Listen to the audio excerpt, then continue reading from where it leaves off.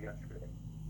I hope what you took away from it was that the lion's share of our work is going to be as it has been when we were solving the equations with factoring. We're basically going to ignore the fact that it's an inequality until the very end of the problem.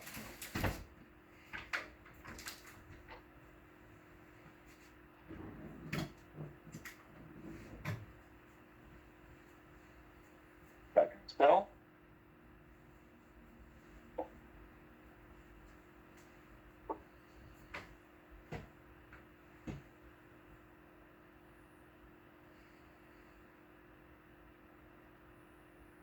Set our inequality equal to 0, or we'll get 0 on one side of the inequality.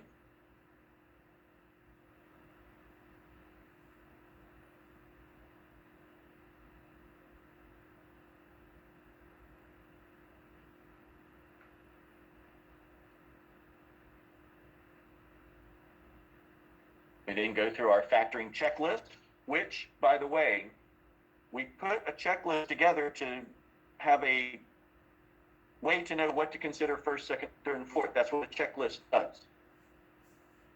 But looking at the quizzes, there were some of you that just did the AC method on everything. If that's what I wanted you to do, why did I teach you all the other stuff? If you were supposed to use the AC method on everything, why didn't I just show you the AC method and move on?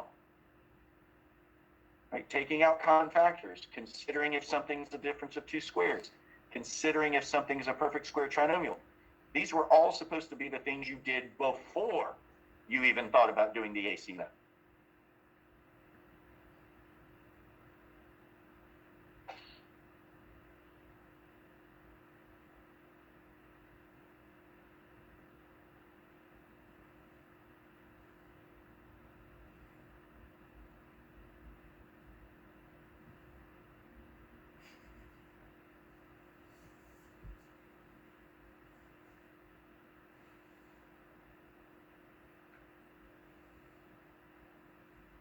And this is where it gets a little weird, because we're given an inequality, but what we end up doing is solving the equation for 0.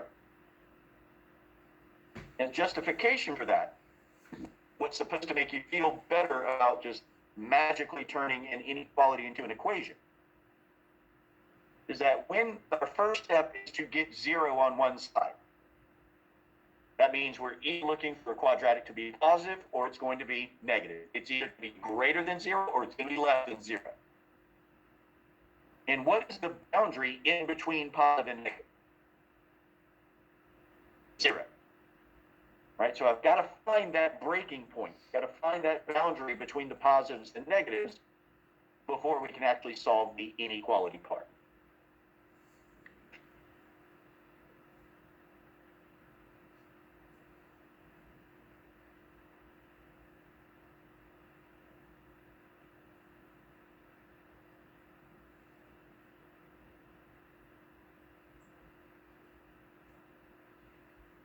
You'll put those zeros on a number line, and then we will test a value from each region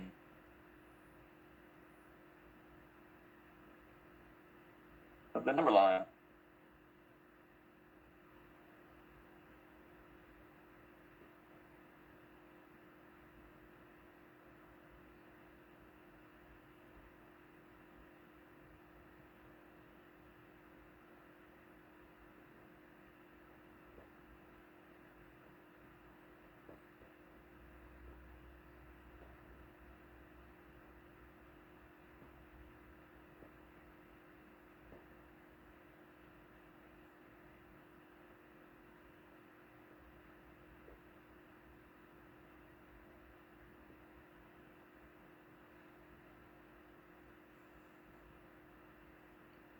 We test those regions. If you get a true statement, then you shade that region where the point comes from, and you make sure to include that region in your solution.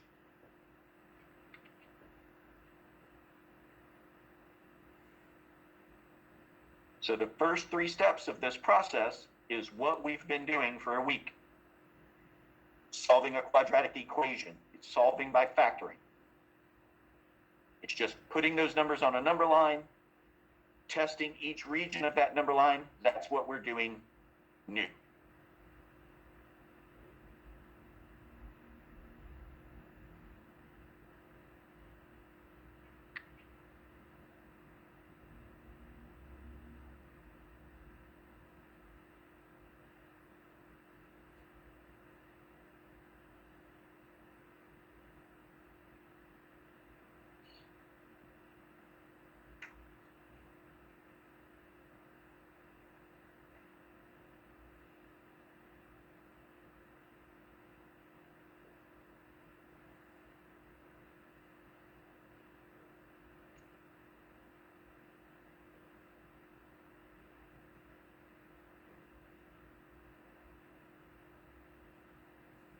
Make sure it's not the same one we did.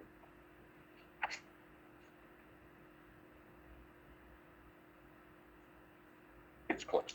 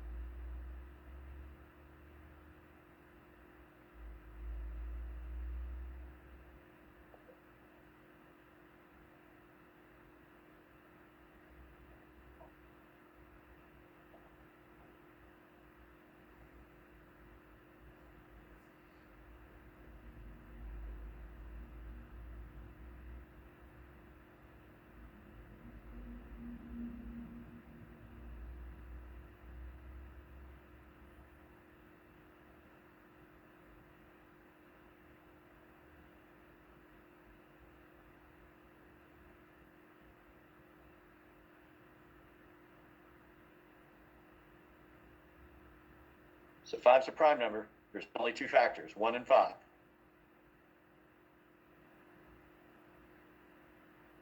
And when we rewrite our expression, we've got to make sure that we write something that's equivalent.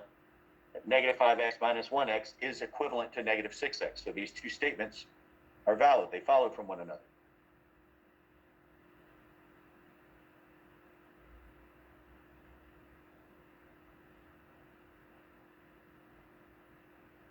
And we go through taking out a greatest common factor 3 times in a row. The first time from the first and second terms. The second time we take out a greatest common factor is from the third and fourth terms. And then the last time we take out a greatest common factor, it's when the parentheses are what's common.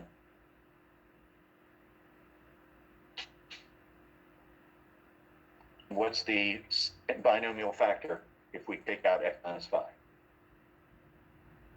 What's that? It's not just going to be negative 1.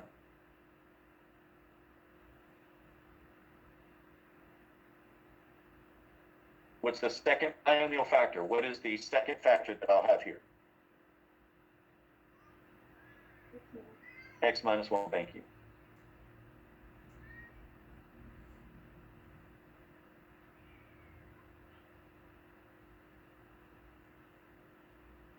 So even though it's an inequality, we're going to treat it as if it's an equation and use the zero product property to find where the quadratic equals 0, because that's the dividing line between the negatives and the positives. We're interested in the negatives, but I got to know where the negatives end. So if x minus 5 is equal to 0, that means x is 5. If x minus 1 is equal to 0, that means x is. Thank you. Now we put those values on a number line.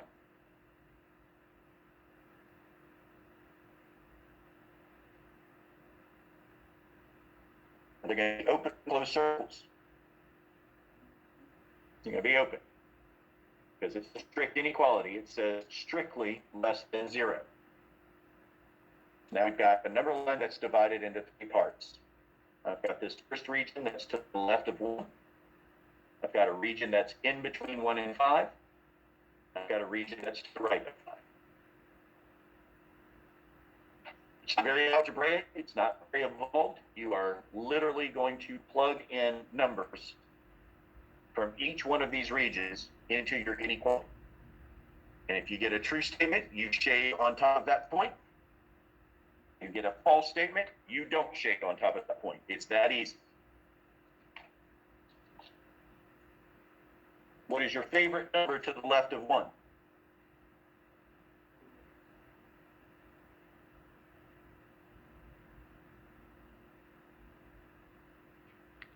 Now, I know when we were dealing with systems, I encouraged you strongly to always go back to the original problem. Systems have a lot of steps, right? If you're doing elimination, you're going to end up multiplying both equations, sometimes by a number, and then you're going to combine those equations. A lot of room for careless error. If you're doing substitution, you've got to get a variable by itself before you can then substitute it into another equation. Lots of room for careless error. And you can still stay consistent here and plug in x equals 0 into the original problem if you want to. But if you've got faith in your factoring, if you trust that you know how to factor well, instead of taking 0 and going to the original problem, I'm instead going to look at my two binomial factors, and I'm not going to worry about the number. I'm not trying to evaluate this thing. I just need to know if it's positive or negative. We can make it that simple. So if x is equal to 0, this first factor, 0 minus 5 is going to be what kind of a number? It's going to be a negative. If x is equal to 0, 0 minus 1 is what kind of a number? It's also negative. Is negative times negative going to be less than 0? No. So I will not be shading to the left of positive 1 in my answer. I will not be including values less than 1 in my answer. Now pick your favorite number between 1 and 5. 3. X is 3. If I go to that first factor, 3 minus 5, what kind of number will that be? It's going to be a negative. 3 minus 1? It's positive. Is negative times positive going to be less than 0? Yes, it is. So I'm going to shade in between the 1 and the 5, and those are going to be part of my answer at the end.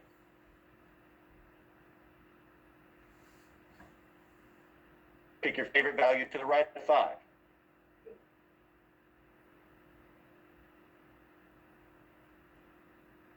Eight minus 5 is what kind of a number? Positive. 8 minus 1? Positive. Is that going to be less than 0? Nope.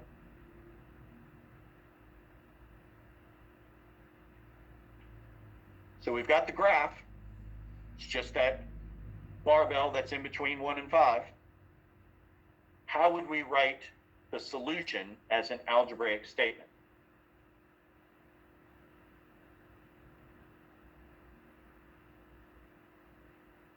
It's review for solving absolute value inequalities as well, because you had to state the answer as an algebraic statement.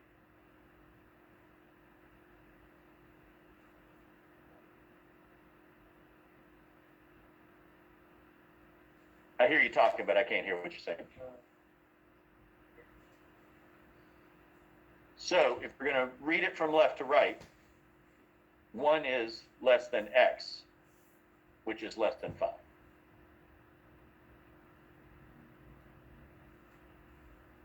Right? X is physically in between 1 and 5. So the variable in your answer is literally in between 1 and 5. The only thing you got to be careful of, you've got to go from smaller to larger. You can't start with 5 is less than, or I'm sorry, 5 is greater than x is greater than 1. That doesn't make any sense.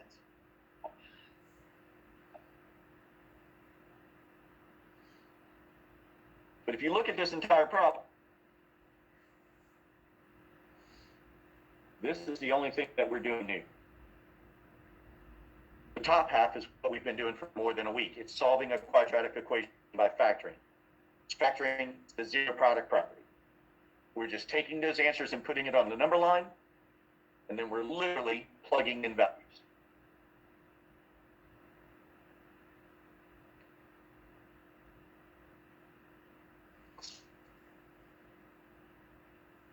Now, the only thing I'm going to try to do now is get more interesting factoring questions, honestly.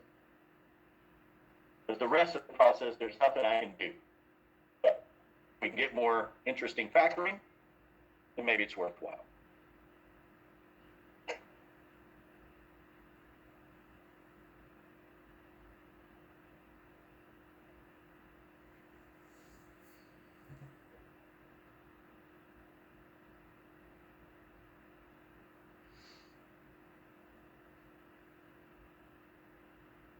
No, sorry.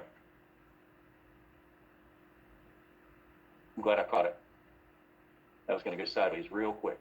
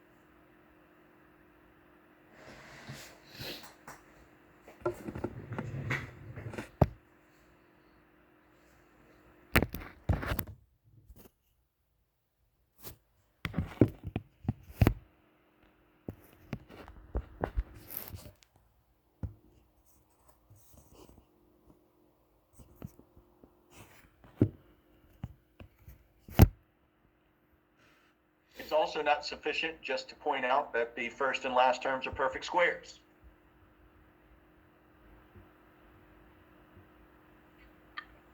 We need to show that that middle term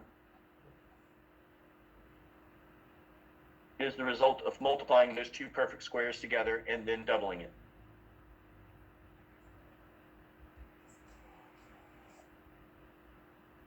This won't be forever, but it will be for the rest of the semester. You've got to show me that you recognize it as a perfect square trinomial.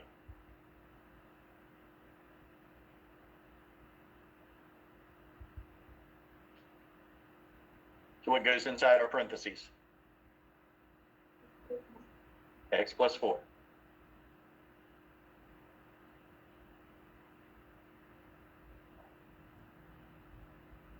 Now, how are we going to solve this equation?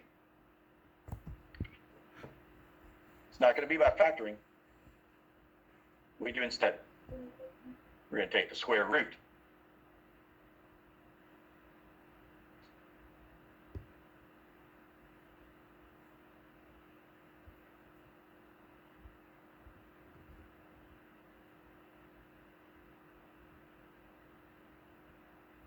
There's going to be a lot of people you know that would get this wrong.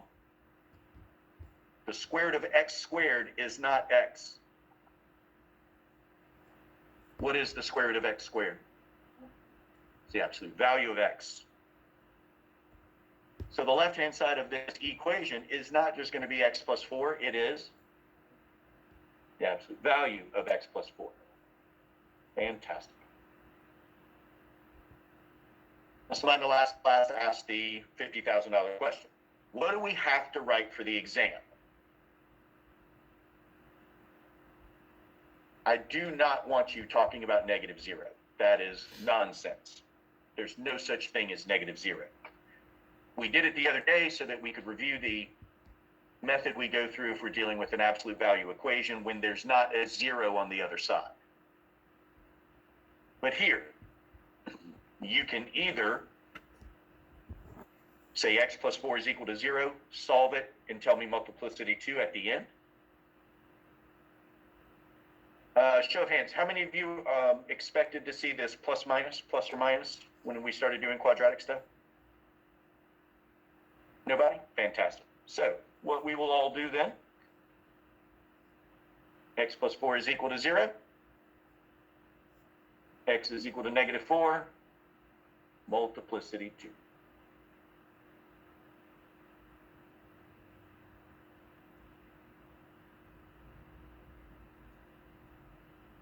Now that number goes on your number line, right? So how many regions are we going to have? Just 2.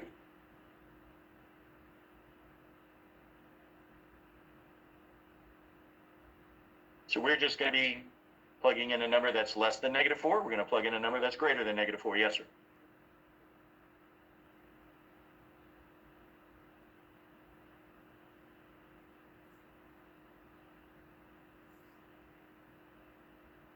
Third item.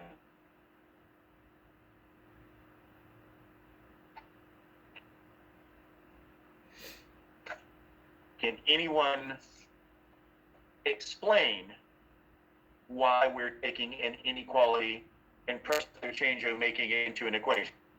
Why are we doing that? Why is it okay to do that? It's a big question. I've talked about it every time that we've done so far, trying to hammer home this idea.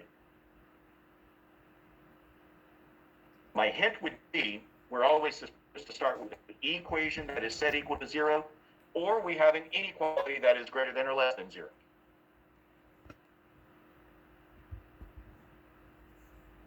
What is the boundary between positive and negative? 0. And if this question asks me to find the values that make this quadratic positive, then I have to know where do the positives stop. Positives stop at 0. So I've got to find what that number is first so that I can then test the regions on either side.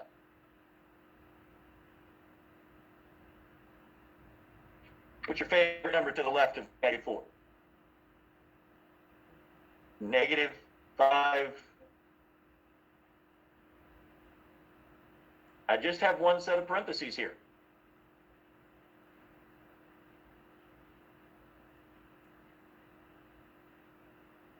If x is equal to negative 5, what's inside the set of parentheses? What kind of number? Negative? No. What do you mean? Keep going. You said what kind of number was inside of parentheses? Uh-huh. This one there's a plus 4. But if x is negative 5 plus 4, Oh, okay. right, that'd be a negative value.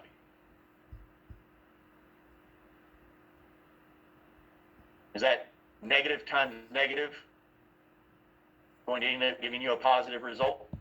Is that negative squared going to end up giving you a positive result? It is.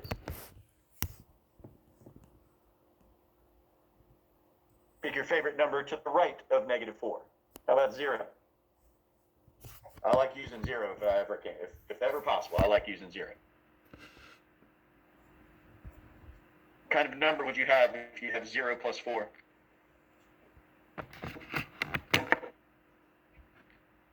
You square a positive number. Is that going to be greater than 0? Yep. This is interesting.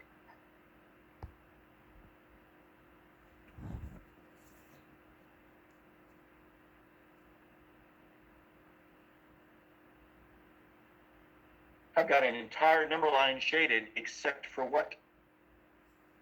X equals negative 4. I'm going to be super impressed. Can somebody tell me how we would give the answer as an algebraic expression?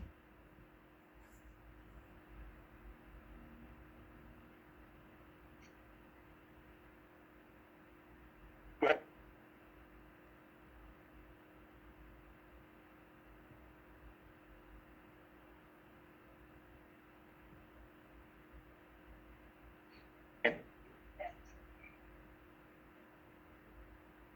Mm-mm. Mm-mm. It's going to be really disappointing because it's super, super easy. It's going to feel like you're violating a rule. But certainly not all of them. right? So say that again. All y negative. So you don't have to tell me everything it is. If there's just one thing it's not.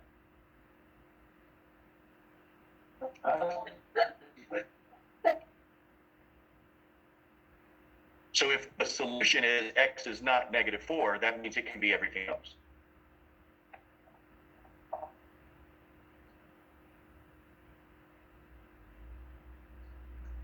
Now, what was really special about this problem? What made this happen?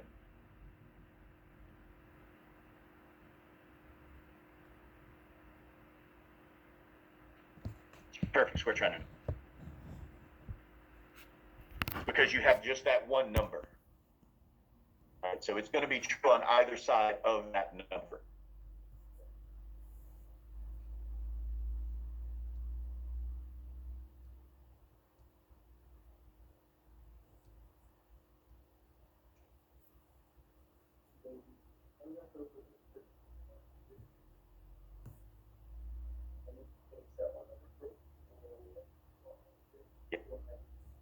It's never going to be like a region.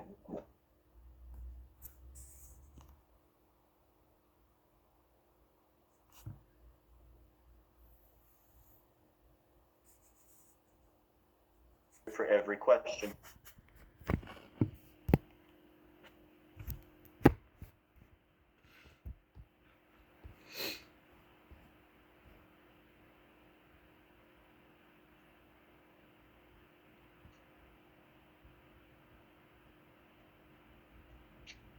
In fact, I would hope this one screams at you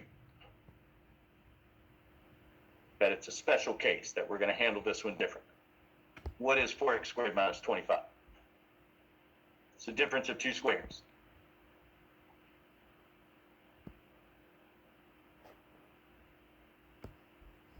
So we will factor it using conjugates, meaning the binomials are identical with the exception of the sign that's in between. Conjugate factors are going to be exactly the same, except one's got a positive in between, the other one's got a negative. Signs. What's going to be the first term in each set of parentheses? 2x. What's going to be the second term in each set of parentheses?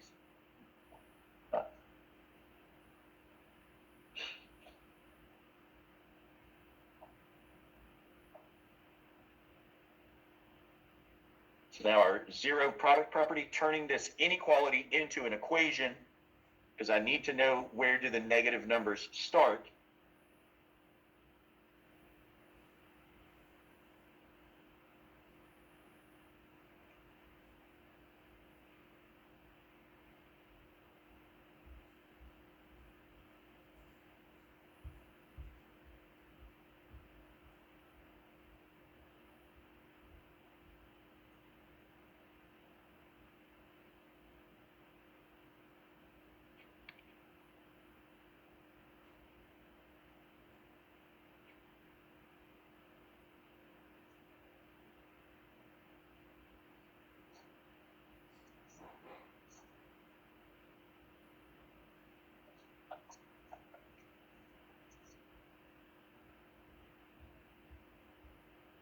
Put those values on a number line.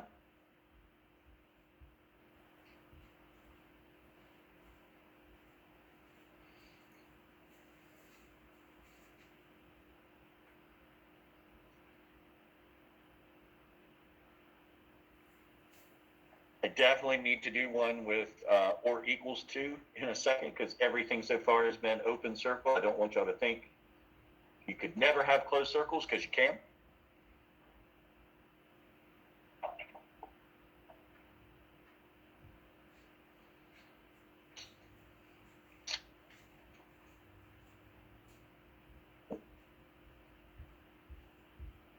What's your favorite number less than -5?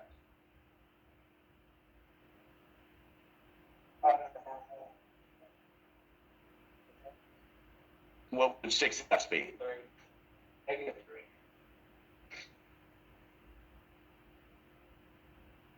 Or remember, you're not evaluating this. You don't need to tell me what it's equal to.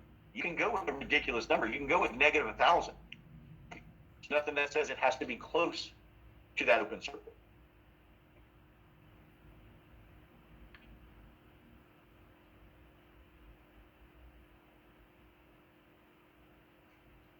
But if x is equal to -3, what kind of number will 2 times -3 plus 5 be?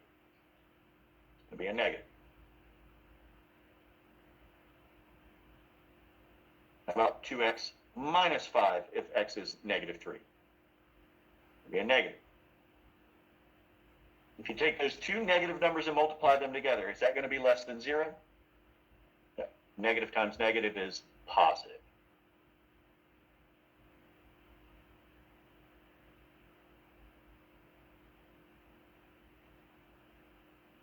Zero is the nice number that's in between these positive and negative 5 halves. If x is 0, 2x plus 5 needs to be what kind of a number? It's positive. How about 2x minus 5 if x is 0? What kind of number would that be? Be negative. Positive times negative going to be less than 0? It is. So we will shade in between.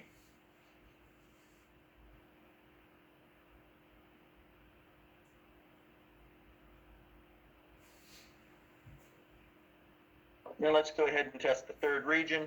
Pick your favorite number that's greater than 5 halves. What's that? Which is?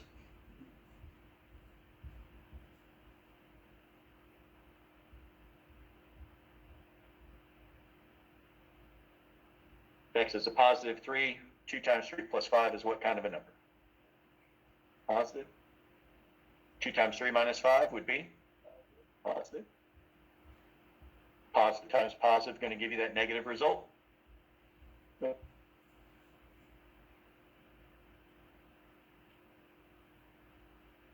So what is our algebraic solution? We have the graph, but what's the solution?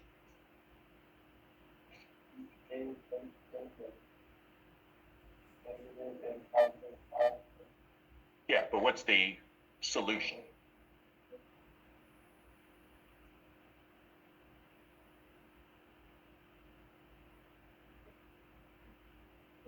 That's it.